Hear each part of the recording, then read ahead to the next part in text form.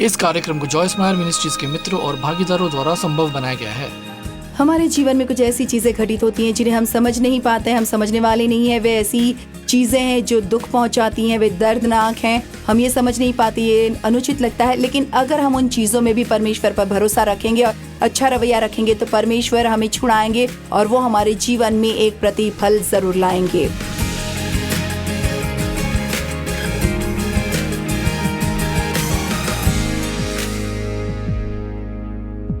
आनंद ले प्रतिदिन के जीवन काम में मेरे साथ जुड़ने के लिए आपका धन्यवाद।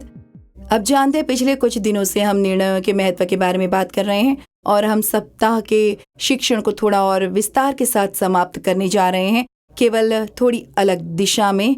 मैं आज आपसे सही काम करने की चुनौती के बारे में बात करना चाहती हूँ। बाइबल हमें बताती है कि हमें वचन पर चलने वाला बनना है। आप जानते हैं, बैठकर इसे सुनना कठिन नहीं है। हो सकता है कि आप काम पर अपने डेस्क पर बैठे हों, या हो सकता है कि आप अपने सोफे पर बैठे हों या अपनी कार चला रहे हों, और इसे सुनना मुश्किल नहीं है, सहमत होना भी कठिन नहीं है। लेकिन मुख्य बात यह है कि हमें घर जाकर वही करना है जो हमने सुना है।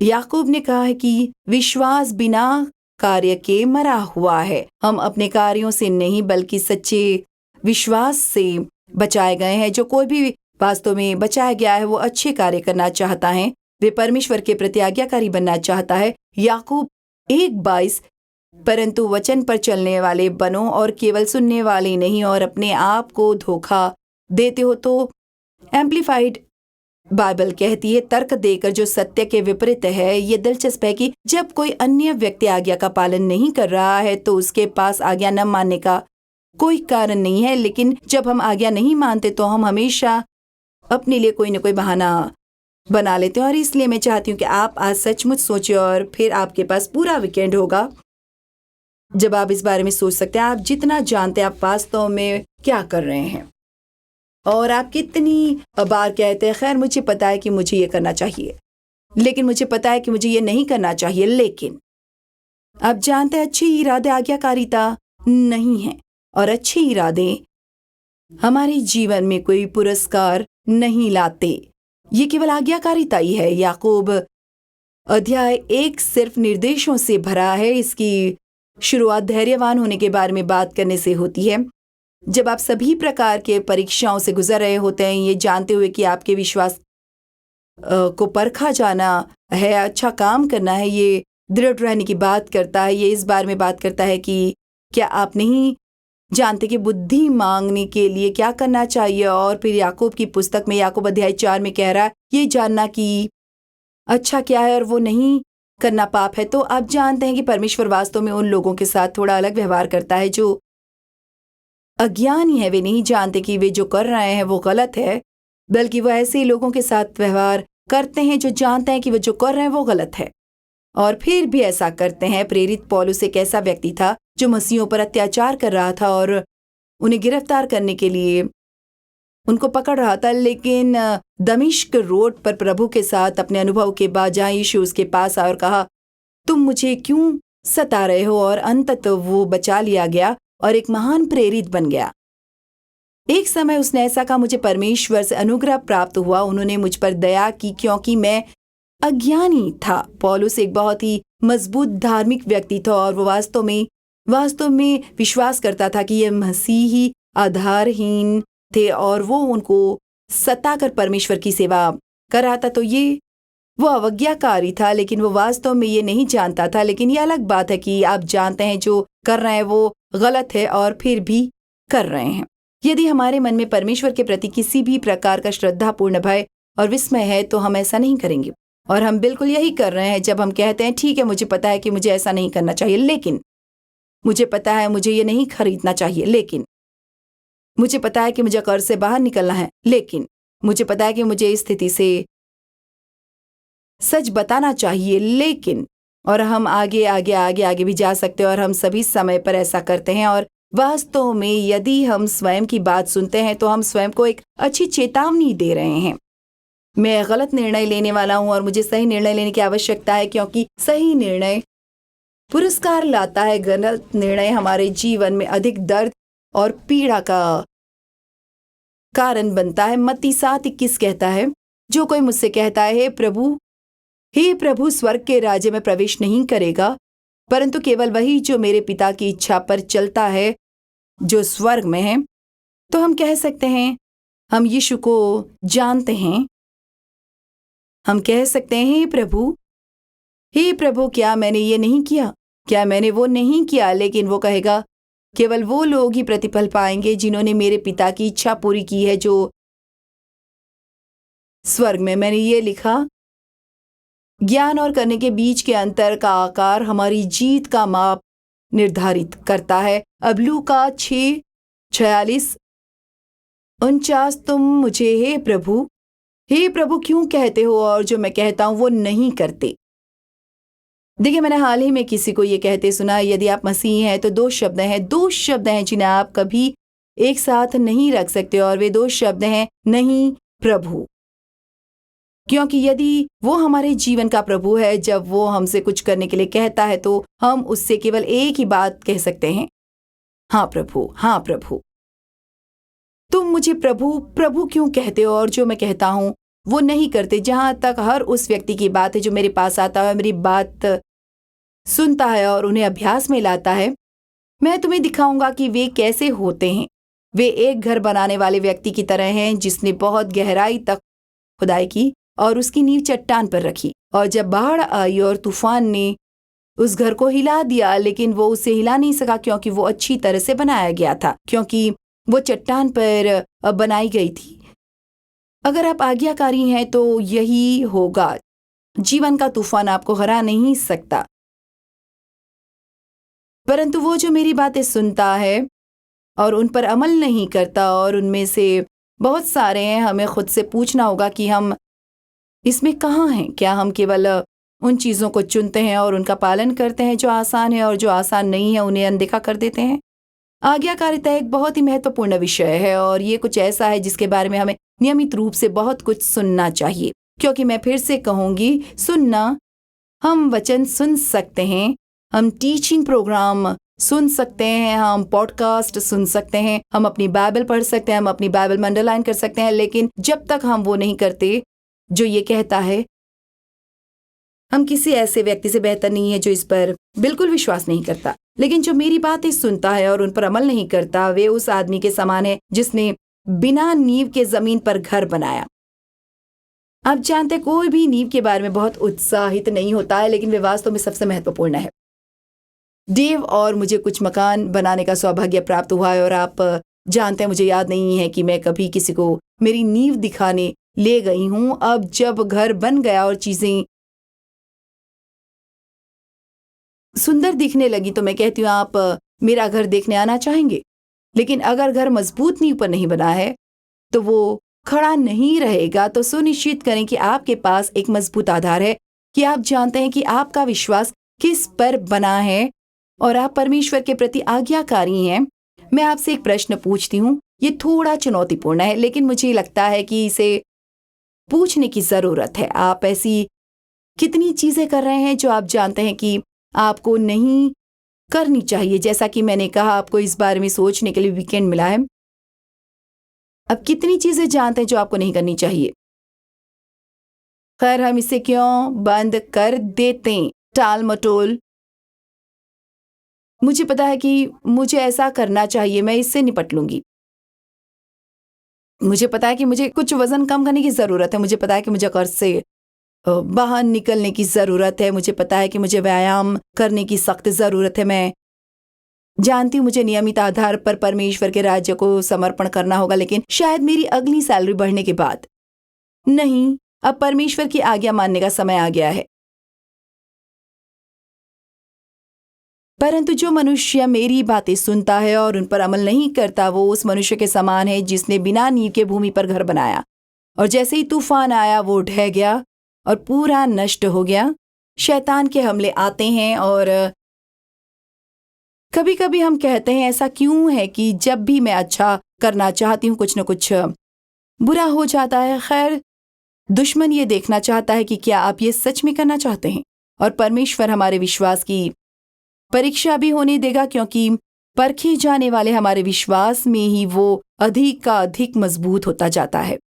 अभी देख रहे कई लोगों के लिए केवल एक चीज जो आपके और आपके जीवन में महान जीत के बीच खड़ी है, वो करना जो आप जानते हैं कि आप वचन पर चलने वाले व्यक्ति हैं। अब मैं जानती हो सकता है कि आप प्रोग्राम को अभी बंद करने के लिए प्रलोभित हों, क्योंकि आपने पहले से ही 5 या 6 चीज़ों के बारे में सोचा है जिनके बारे में आप जानते हैं कि आपको वो करना चाहिए जो आप नहीं कर रहे हैं। खैर, मैं किसी को बुरा महसूस कराने की कोशिश नहीं कर रही, बल्कि मैं आपकी मदद करने, आपको प्रोत्साहित करने, उन चीज़ों को करने में व्यस्त होने की कोशिश कर रही हूँ जिन्हें आप जानते हैं कि परमेश्वर ने आपको करने के लिए कहा है। क्योंकि परमेश्वर हमसे जो कुछ भी करने को कहता है वो हमारी भलाई के लिए है। इस बात को समझ लें। ये आपको एक आज्ञाकारी विश्वासी बनने में मदद करेगा यदि आप वो सब कुछ समझ लेते हैं जो परमेश्वर आपको करने या न करने के लिए कहते हैं, तो वो आपके लाभ के लिए कह रहे हैं।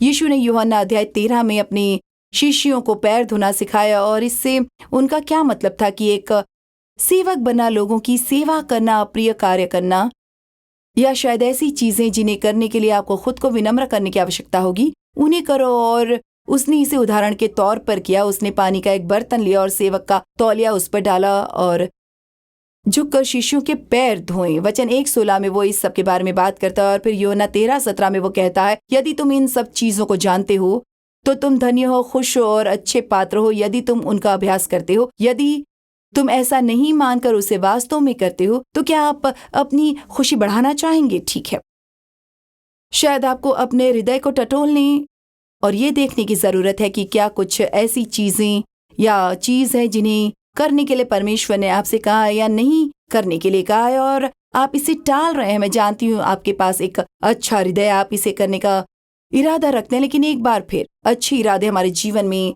पुरस्कार नहीं लाते। रोमियो 2:13, क्योंकि व्यवस्था के सुनने वाले परमेश्वर की दृष्टि में धर्मी नहीं है, परंतु व्यवस्था के मानने वाले हैं। और वो पुराने नियम की व्यवस्था के विषय में बात नहीं कर रहा है, वो वास्तव में केवल परमेश्वर की आज्ञा मानने के विषय में बात कर रहा है।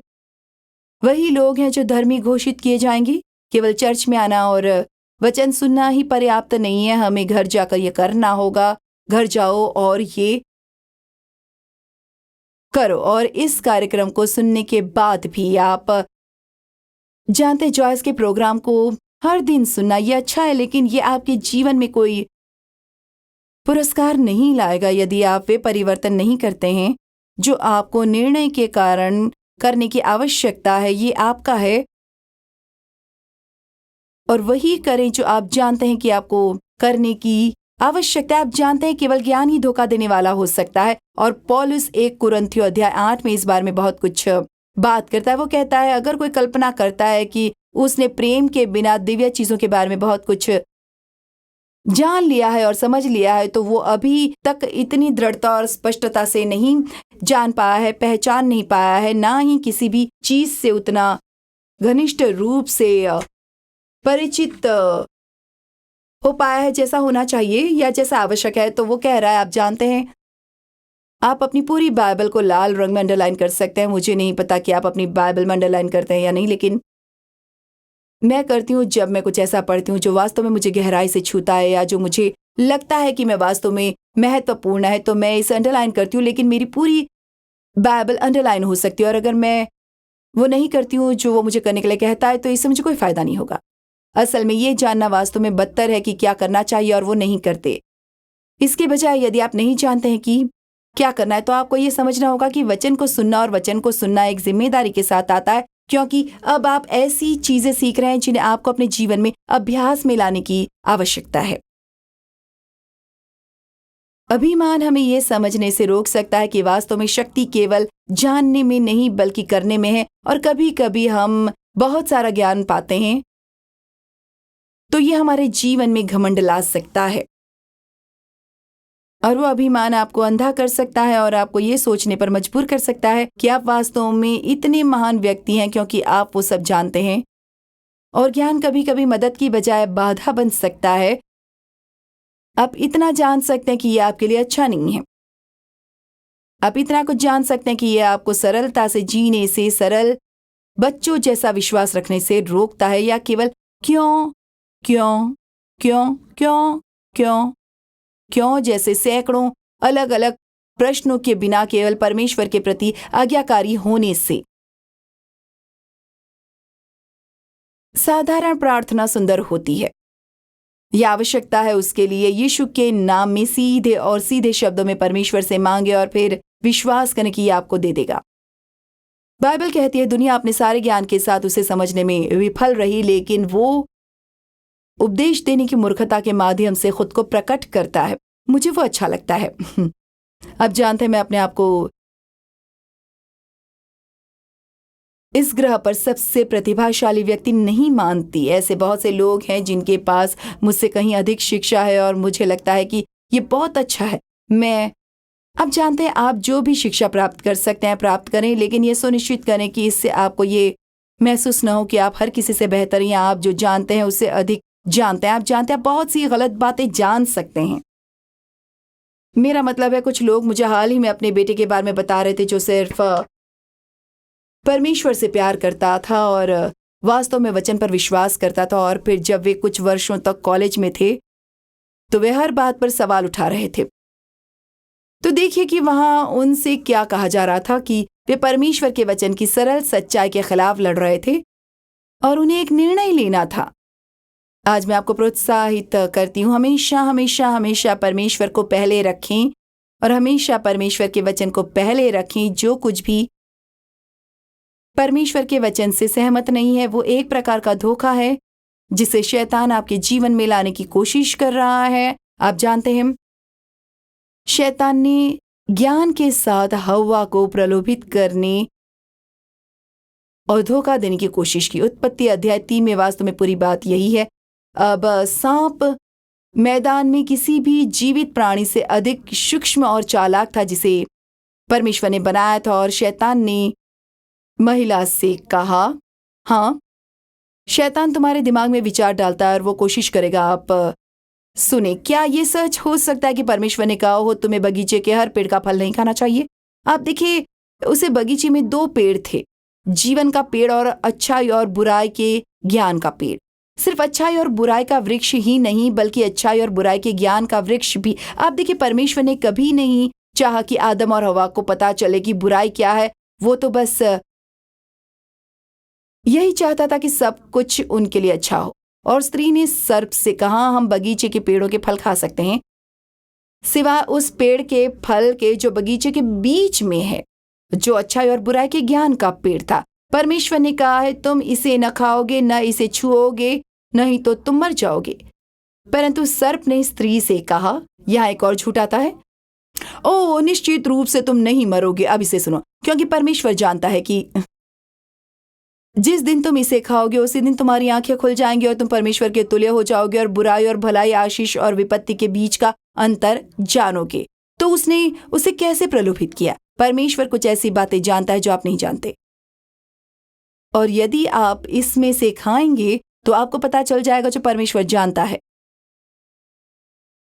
तो पाप के साथ ये पूरी गड़बड़ी जिससे हम अपने जीवन के हर दिन निपटते हैं, परमेश्वर का शुक्र है यीशु आए हमारे लिए मुक्ति लाए। ये सब इसलिए शुरू हुआ क्योंकि वो कुछ ऐसा जानना चाहती थी जो परमेश्वर नहीं चाहते थे कि वो जाने। वो चाहता था कि वो सिर्फ उस पर भरोसा रखे। क्या मैं आज आपको बता सकती हूँ, आपको याद दिला सकती हूँ कि मैं पूरे सप्ताह क्या करती रहती हूँ? हमारे जीवन में कुछ ऐसी चीजें घटित होती हैं जिन्हें हम समझ नहीं पाते हैं, हम समझने वाले नहीं हैं। वे ऐसी चीजें हैं जो दुख पहुंचाती हैं, वे दर्दनाक हैं, हमें ये समझ में नहीं आता, ये अनुचित लगता है। लेकिन अगर हम उन चीजों में भी परमेश्वर पर भरोसा करेंगे और अच्छा रवैया रखेंगे तो परमेश्वर हमें छुड़ाएंगे। आप जानते हैं जब सब कुछ अच्छा होता है तो सही काम करने का निर्णय लेना आसान होता है, लेकिन जब चीजें चुनौतीपूर्ण होती हैं तभी हम वास्तव में होते हैं। ये वास्तव में दिखाता है कि हम किस चीज से बने हैं और परमेश्वर के साथ अपनी राह में हम कहाँ हैं। 1 कुरिन्थियों 1:19-21 में पौलुस कहता है, क्योंकि ये लिखा है मैं ज्ञानवानों की ज्ञान को नष्ट कर दूंगा, मैं समझदारों की समझ को तुच्छ कर दूंगा। ठीक है, मैं आपको बताती हूँ आज दुनिया में बहुत सारे निराश लोग हैं। बुद्धिमान व्यक्ति कहाँ हैं? व्यवस्था के शिक्षक कहाँ हैं? इस युग के दार्शनिक कहाँ हैं? क्या परमेश्वर ने संसार की बुद्धि को मूर्खतापूर्ण नहीं बताया है, क्योंकि परमेश्वर की बुद्धि से संसार उसे नहीं जानता, अपनी बुद्धि से। इसीलिए परमेश्वर विश्वास करने वालों को बचाने के लिए उपदेश देने की मूर्खता से प्रसन्न हुआ। अच्छा, क्या आप जानते हैं, यदि आप दुनिया के तौर तरीकों को देखते हैं और उनका अनुसरण करते हैं तो वे काम नहीं कर रहे हैं। लोग पहले से कहीं अधिक दुखी हैं, वे अधिकाधिक लालची, अधिकाधिक स्वार्थी होते जा रहे हैं। वहां अधिक क्रोध, अधिक कड़वाहट, अधिक अक्षमा, अधिक घृणा है। वहां अधिक हत्याएं और अधिक आत्महत्याएं हैं। इसमें वो सब कुछ है जो परमेश्वर के वचन के विरुद्ध है। और वास्तव में हम उस बिंदु पर है जब बाइबल कहती है हम वहां पहुंचेंगे जहां बुराई को अच्छा कहा जा रहा है और अच्छाई को बुराई कहा जा रहा है। और दुख की बात यह है कि लोगों को बहुत सी नियमित शिक्षा मिल सकती है, जो मैंने कहा ये बहुत अच्छा है। लेकिन यदि आप परमेश्वर के वचन में शिक्षित नहीं हैं तो आप वास्तव में जो सही है उसके बीच अंतर बताने में सक्षम नहीं होंगे, या दुनिया जो आपको बता रही है वो सही है। इसलिए मैं आज सुझाव देती हूं कि आप अपने जीवन को देखें और कहें, क्या मैं जो काम कर रही हूं वो सही है? क्या मैं खुश हूं? क्या मैं शांतिपूर्ण हूं? क्या मैं जीवन में सफल हो रही हूं? क्या मैं प्यार में चल रही हूं? या मैं सिर्फ स्वार्थी हूं, केंद्रित? कभी कभी हमें बस जो हम कर रहे हैं उसके परिणामों को देखने की आवश्यकता होती है, और वे परिणाम हमें बताएंगे कि हम सही काम कर रहे हैं या गलत। हमें परमेश्वर के वचन में सिखाया जाना चाहिए। यदि हमारे पास कोई ज्ञान नहीं है तो हम कुछ भी कैसे कर सकते हैं, लेकिन असली चुनौती वही करने में है जो हमने सुना है। अब मैं आपको वो वचन पढ़कर सुनाती हूँ जो वास्तव में मेरे लिए बहुत मायने रखता है, और मुझे लगता है कि ये एक बड़ा उत्तर है। ऐसा क्या है जो लोगों को सही काम करने से रोकता है? ऐसा क्या है जो किसी ऐसे व्यक्ति को जो परमेश्वर से प्रेम करता है, जो वास्तव में कह सकता है मैं परमेश्वर की इच्छा चाहती हूँ? और मुझे विश्वास है कि आप में से बहुत से लोग ऐसे हैं। हम आपसे प्यार करते हैं और हम चाहते हैं कि आपका जीवन शानदार रहे। हम चाहते हैं कि आप जाने और परमेश्वर चाहता है कि आप जाने। लेकिन 1 पतरस 4:1-2 में बाइबल कहती है, इसलिए चूंकि मसीह ने हमारे लिए और आपके लिए देह में कष्ट सहा, इसलिए अपने आप को उसी विचार और उद्देश्य से तैयार करें, परमेश्वर को प्रसन्न करने में असफल होने की बजाय धैर्यपूर्वक कष्ट सहने के लिए। तो ये बहुत अच्छा है। वह ऐसा कह रहा है, ठीक है, जैसे मैं सही तरीके की सोच रखूंगा परमेश्वर को खुश करने में असफल होने से बेहतर है मैं दुख सहूं। ये शत्रु द्वारा लाए जाने वाले प्रलोभनों के विरुद्ध आपके कवच की तरह है। उसके लिए जिसने शरीर में कष्ट सहा है, मसीह का मन रखते हुए, आप जानते हैं आप शरीर के मन से कष्ट सह सकते हैं और बस गलत काम कर सकते हैं। लेकिन यदि आप मसीह के मन से कष्ट सहते हैं तो आप बातें सोचते हैं जैसे ठीक है इससे दुख होता है, लेकिन मैं जानती हूं कि परमेश्वर इससे कुछ अच्छा काम करेगा।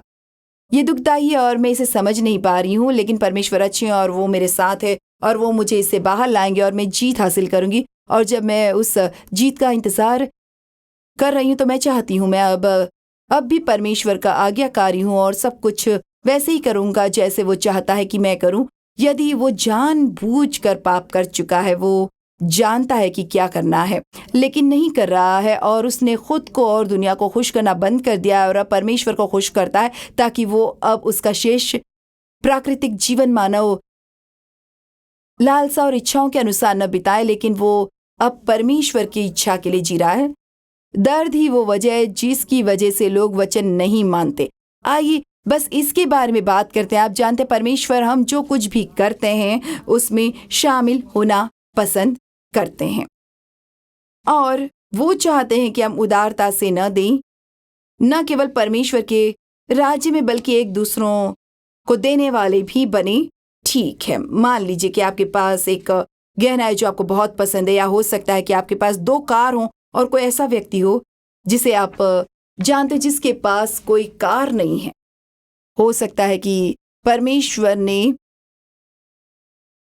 आपको अपनी एक कार उनको देने के लिए कहा हो सकता है कि परमेश्वर आपसे कह रहा हो कि उससे आउच आउच, मैं वो कार नहीं देना चाहता, मैंने उसके लिए पैसा भरा, ये मेरा पसंदीदा रंग है, मुझे वो पसंद है।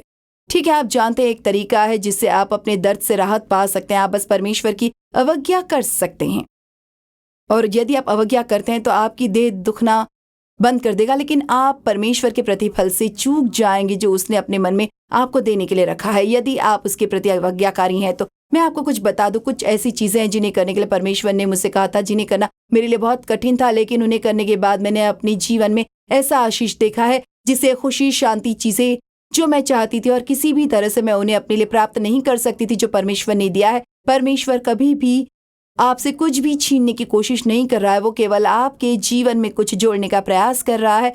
तो आज समापन में मैं बस इतना ही कहूंगी कि वचन को जानो और वचन को करो, और जब ये कठिन हो तो पवित्र आत्मा से आपकी सहायता करने के लिए कहें। आपके अंदर एक पवित्र सहायक रहता है। आप जिन कठिन चीजों से गुजर रहे हैं उनके प्रति मसीह का मन रखें और सही काम करते रहें।